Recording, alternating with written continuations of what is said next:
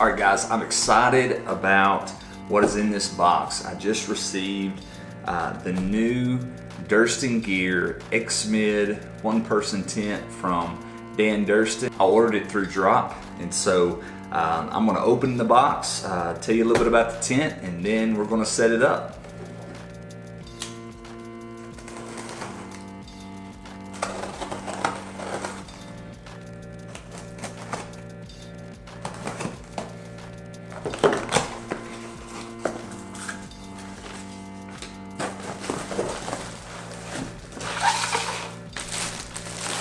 Alright, this is the Drop X-MID one-person tent designed by Dan Durston. One of the reasons why I went with this tent is I wanted to get my base weight down for my Ouachita Trail through hike that's coming up this April. And this tent, just like this, packed in the stuff sack, comes in right at 32 ounces. And so it's even lighter than my Big Agnes Fly Creek HV UL1 that I took with me on the Eagle Rock Loop a couple weeks ago. And so I'm excited about having this tent out on the trail. It doesn't come with any type of frame. This is a trekking pole style tent, and so it's meant to be able to pitch very easily, quickly, and that's going to come in handy, especially on those long days on the Ouachita Trail. So let's take the tent outside and we'll just see how easy it is to pitch.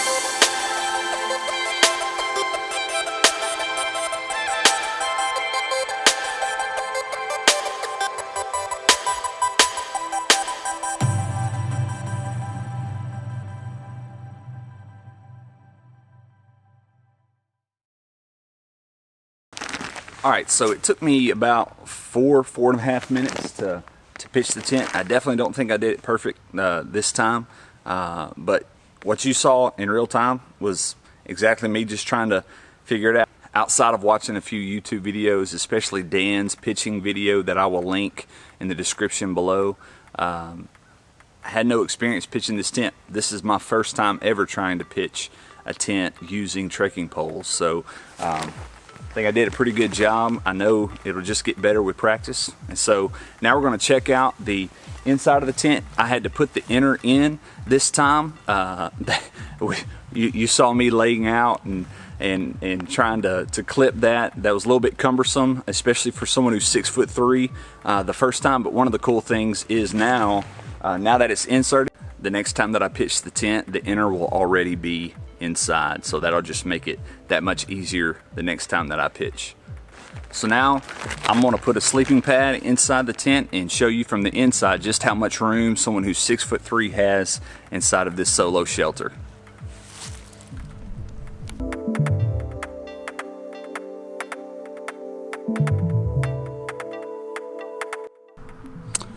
All right, so now we are inside of the tent, and as you can see, you know, I'm 6'3", and I still have a little bit of clearance. I mean, I am touching the mesh with my shoulders, but I'm a big dude, and I knew what I was getting whenever I got this tent.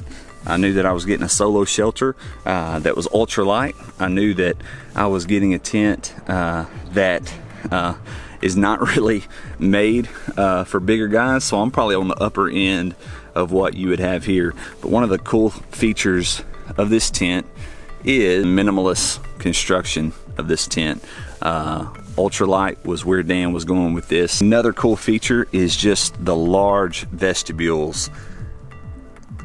I love having this construction allow you to be able to enter from either side, and so what I will do is I will keep probably my pack and my shoes and different things on this side, and allow me to be able to have a dry dock into the tent. And so keep one vestibule for the in and out and one vestibule with all my stuff. So large stuff. It's going to be plenty of room for my pack and anything else that I want to keep under the fly.